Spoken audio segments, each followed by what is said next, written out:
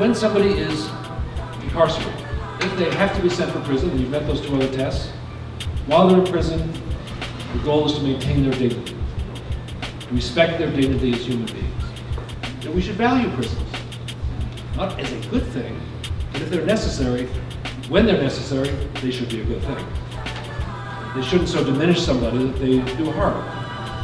So something has happened to our democracy that's undermining the promise that we hold out to our young people, that they can, even if they make mistakes, that they can grow up as healthy, productive citizens without taking decades of their lives in prison, without tearing them from their families.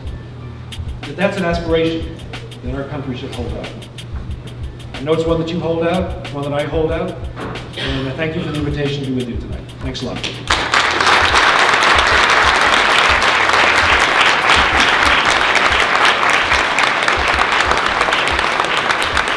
They look like you, they look like me, they look like your sister, they look like your brother, they look like your mother, they look like your father, they look like your child. And so the first step in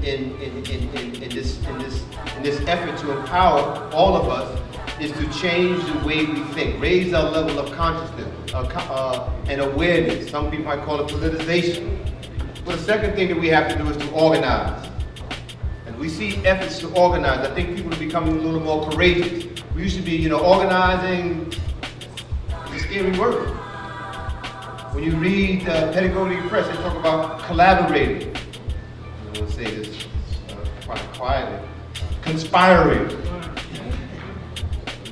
In a good way. When we sit down and we have a conversation, right now we are conspiring. We are conspiring collectively to do some good. And after we raise our level of consciousness, after we begin to organize, then we can mobilize. If we're not on the same page, if we're not thinking the same way, if we don't have the same intention, if we don't have the same objective, we are going nowhere.